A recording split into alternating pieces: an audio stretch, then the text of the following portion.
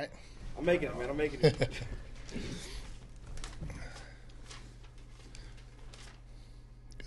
Good. All right. Well, thank you guys for coming. Obviously, wrapping up Northwestern. I think watching the film, I think it played out a little bit like we talked about. Really happy with how we came out. Really happy with how we started. I thought we set the tone physically, running the football all day, and that's something we want to take a lot of pride in. I thought we were able to do that. I thought for the most part we played really well on defense. We had the one drive at the end of the half where we gave up 3 third-down conversions, which was disappointing, which I think brought a little bit of life back into them. But then we were able to go out in the third quarter and pitch a shutout and put some touchdowns on the board to kind of put that thing away. And so happy with how we played, happy with how we handled that thing. Players of the week last week. From a scout team standpoint, Bo Lilly was our offensive player of the week, Sean Kelly was our defensive player of the week, and Leon Griffin was our special teams player of the week. For the game, our linemen of the week were Jake Hornibrook and Jamion Franklin, and so happy for both those guys. And then our offensive players of the week were Nicky Dalmolin and Jalen Calhoun. I thought Nicky played really well in the run game. I thought that was by far and away his most physical game. Had a couple huge blocks that really sprung runs and had a big block on Jordan Waters' first touchdown, and so that was great to see. And then was able to be a factor in the passing game. And then Jalen Calhoun, I thought that catch in the third quarter, the one where he laid out for it on our sideline, I thought that was the play of the day because I think that game was still very much in doubt at that point, and that was what got that 94-yard drive going. And so that was a huge play for us. And then defensively, Miles Jones, and for Miles to come out, and I thought he covered really well. I thought we put him in a lot of one-on-one situations, and he certainly held up, was able to get the pick at the end of the game, which is back-to-back weeks for him. And so it's good to see him getting back into the form that we hoped he could get into when we brought him here. And so hopefully he continues to improve and get better. And now it's on to UConn. And I think going on to play what is a really talented team. I know the record doesn't say all of that, but if you start by watching the NC State game, they gave NC State all they can handle in the opener. I think they're very talented on defense. I think their front seven is extremely physical. I think they're athletic. I think those kids have done a really good job of stopping the run the majority of the year. I think they've gotten bitten a couple times by some explosive plays, but I think if you take those explosive plays out, they've played really, really good defense. I think offensively, obviously losing their starting quarterback in the beginning of week 2 is a challenge. I think they maybe got out of sync a little bit until about the midway point of last weekend. I think about the midway point of last weekend, they started to find a rhythm, put a furious comeback back together, and came up just a little bit short at the end. And so certainly anticipate them come out and giving us everything that they have. They were a bowl team last year. I'm sure they want to be a bowl team again this year, and this is going to be a huge opportunity for them. And for us, it's the first time that we're going on the road, and we've got to find a way to play consistent football on the road, which we didn't always do at times last year. And so, it's a big challenge for us. It's another great opportunity for us to showcase what we're becoming. And so from there, I'll open it up to questions. With your running game, where have you seen the most growth from last year to this year? Yeah, I think, I thought we ran the ball well last year too, but I think maybe a little bit more efficient this year, and I think we've been able to finish runs explosively a little bit more. I think there's probably a little bit extra juice in Jordan and Jaquez right now when they run the football, and I think that's been really good to see. And so, hopefully that continues as we move forward. But, I think maybe last year, if you go even back to the Clemson game, some of those runs that broke into the end zone, maybe those were 10 to 12-yard runs last year, whereas this year I think we're able to finish those in the end zone, and I think that's obviously helping the yards per carry right now. To keep it on the subject of the running game, does that give you more of an advantage in a road game that you have a kind of pillar and building block that is just physical football and running? Yeah, I think anytime you can control the line of scrimmage in football, you have a huge advantage because there's not a lot that can go wrong, and that's just we can make football about whatever we want, but at the end of the day, it's about imposing your will on the team you're playing. And if we can run the ball for 6 yards a carry and we can physically move people, there's not a lot that can go wrong with Riley taking a snap and handing it to the running back. It's a very low-risk play. And so, now, obviously, challenges, and this group's going to present a huge challenge with our ability to do that. But it certainly limits risk and how things can go wrong on a play for sure. Circling back to third down defense, Saturday you mentioned communication. as an issue. I haven't had a chance to look at the film probably several times.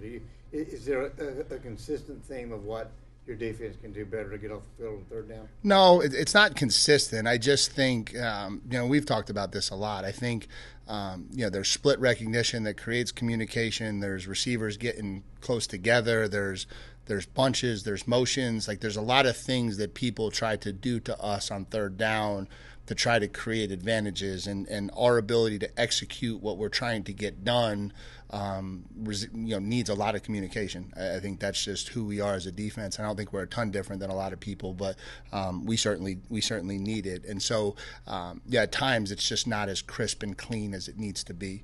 And it's not like we're busting coverages. It's not like people are wide open, but maybe some of the softness or some of the balls that are getting caught in front of us could get handled a little bit better if we could get some of the communication cleaned up. How do you think this group has handled success? You're just jumping out right out of the gate, and that can be a different challenge, when things are going well and people are talking great about you. Yeah, it's funny. We were talking about this with the leadership group this week. We were 3-0 last year. That's how the season started. We got off to a good start last year. I'm not sure that anyone in our building feels as though anything has happened that we didn't anticipate happening. And so I don't feel like that. I don't feel like we're learning how to handle success. I don't think we're learning how, I don't feel like that. I feel like our challenge, and this is what we laid out going back in January, is, this is what we call the middle. This game 4 to game 8, that's the middle of your season. And last year, we didn't handle that part of the season really well, right? We went to Kansas in week 4 and we didn't get it done. We had a road game at Georgia Tech in between a home win and a big game at home, and we didn't get it done. And so there's some parallels to some of the areas where we didn't get it done last year that I think we have an opportunity to show some growth here this week. And that's the big challenge. And so we don't talk about handling success. That's not really how we think about it. We know what we're here for. We know what we're trying to accomplish. We know in order to do that, like is the case with everybody, there's a lot of work and a lot of improvement that happens from the beginning of the season to the middle of the season to the end of the season. And that's kind of been our focus. And I'm just happy with how we're handling that part of the game. Coach. You're fine. Dorian Mousy led the team in tackles for the second straight game. How has his experience really helped anchor your linebacker?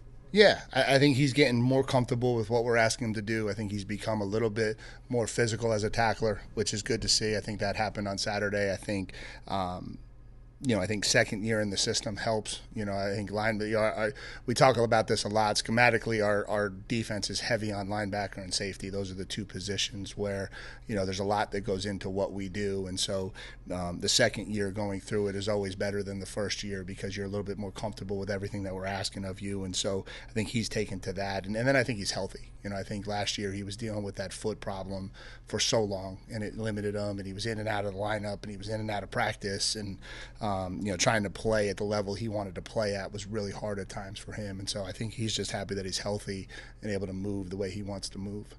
Coach, how have you been able, as the head coach of the team, to keep your team focused on just 1 week at a time, remaining humble, achieving that success, but also knowing that, hey, we have UConn first road game of the season, not looking ahead to future opponents? Yeah, it's not – we don't talk about it as much now. We just spent a lot of time talking about it throughout the offseason. You don't have to do much but pay attention in college football to see how dangerous every opponent is. You don't have to be in this game very long to realize that the second you anticipate something happening is exactly what won't happen. And so, we talk all the time in our building about, that anytime you take the game of football for granted, it will find a way to humble you really, really quick. And that's been through 24 years of coaching the case. So we have a mature group. I think to this point, they certainly have shown the ability to handle all of that. We had a good practice this morning. I anticipate us having a good practice tomorrow. And that's I think where it all starts. We got to continue to come out every single day and just do the things we need to do to give ourselves a chance to have success on Saturday. Is there any extra insight that you can gain from looking at UConn playing a team that you know well in NC State, or is it just kind of a wash at this point in the season? No, I think so. I think it gives you a little bit of a comparative. I think it obviously jumps off the tape how well they played against them. And so, one, I think it quickly gets your attention. I think it tells you that they're a lot better than maybe their record would indicate. And then I think there's a lot of carryover, and so we know those kids at NC State. We know how talented some of them are, and when you're watching UConn have success against them at times, I think that certainly helps, as opposed to watching when you watch a team play a bunch of random teams that you don't know much about, it's hard to draw parallels to what you're really looking at, more from a talent, not so much scheme-wise, but just from a talent comparison standpoint. You mentioned having a mature team, but there are some youngsters on the team who will be making their first road trip. What are the challenges that these guys face going on the road for the first time? I don't know that they're nowadays. I don't know that they're huge challenges. I mean, we drive to a hangar, we get on a private charter, we land. There's a bus picking us up right there. I don't know how tough it is for these guys anymore, but. I think it's just a matter of staying focused. I think right now they're in a comfortable rhythm of what Thursday to Friday to Saturday feels like. We've done that rhythm 3 straight times. Now the rhythm's different, right? Friday's rhythm is going to be a little bit different. We're going to have to find ourselves into a new hotel. We're going to have to keep our focus after a plane trip. I think once you get to the hotel, things kind of settle in. But then you're going to go out into an atmosphere at game time that's different and foreign, and you're going to have to play through that. And so I think maybe that's where the challenges are. Coach, what are your 3 keys to victory on Saturday versus UConn? Yeah, I think our 3 keys are always the same. We really talk about it this way, and I don't mean to give you coach speak, but it really is. We have to win the turnover margin. We talk about that every single week. We have to win on special teams. We talk about that every single week, and then we talk a lot about situational football, which is winning third downs and finishing drives in the red zone.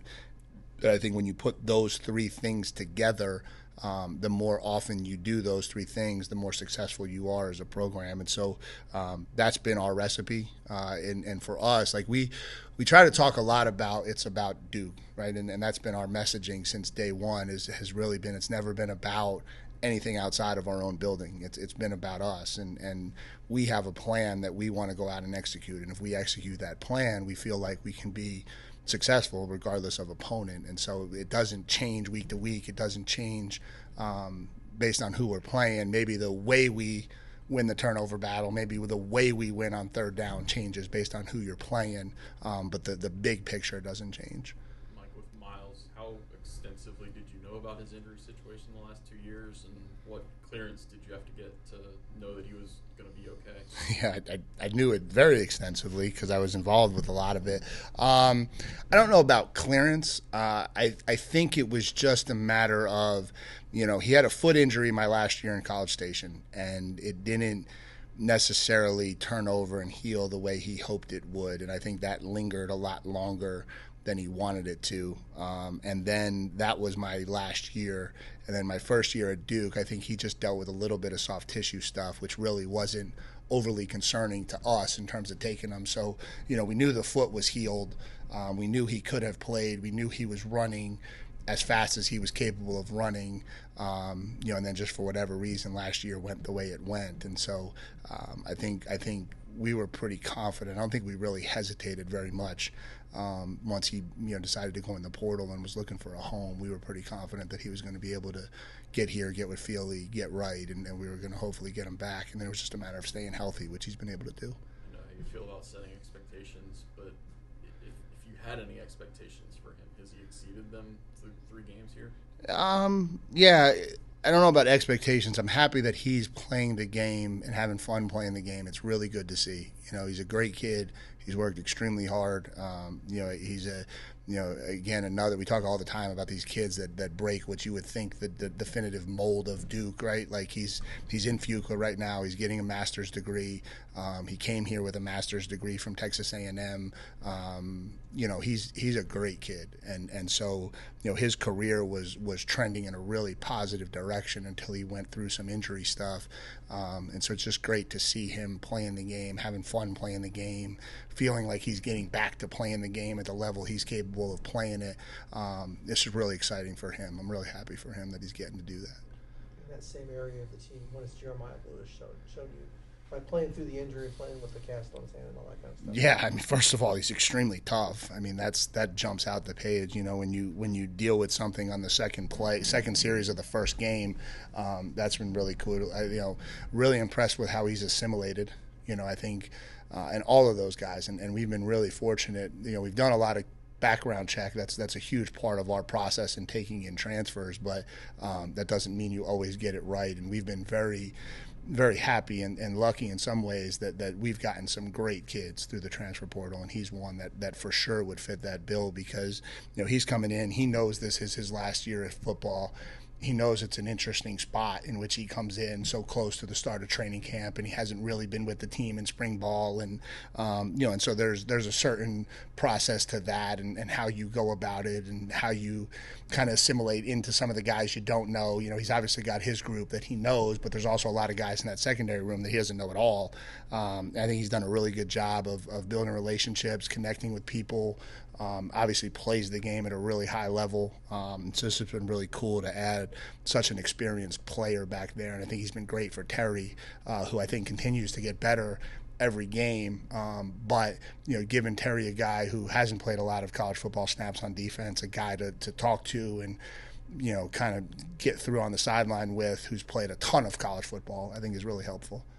Coach, how important has it been just for your defense to set the tone, to set the tempo each game in and out? You know, defense win championships. Your defense, I think, you know, has yielded 7 points all season in the second half. How important has it been for you all to just come out and punch people in the mouth? Yeah, I mean, I think it's huge. I think if you look around the country and you say, okay, who wins championships? You want a consistent recipe, be able to run the ball consistently and pound people, control the line of scrimmage, and play great defense, right? And if you can do those things, those are hard things for another team to overcome, right? And, you know, we're fortunate because I think we can be diverse on offense. I think when we have to throw it, we can. I think we run a pro-style system. We have the ability to do all of those things. But at the end of the day, if you can just line up and control the line of scrimmage, run the football, pound the football, and play great defense, that recipe has stood the test of time in the game of football for a really long time.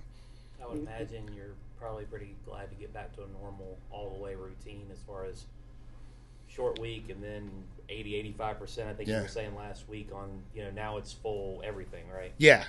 I think, and I think it's been, you know, we needed to handle our business the last 2 weeks. I think that was really important for us, obviously from a winning standpoint, but also being able to put those games away a little bit, which I think saved us in the fourth quarter. I think both of those games we've really been able to limit our starters' reps in the fourth quarter, and so that helps get the body back, you know, as you kind of just go through this you know, different cycle we've been in, to where now you say, okay, we've come out of it, you know, now we're back, this is normal world, and we can just go the way we know how to go into a good week of preparation to get ready for a really good UConn team.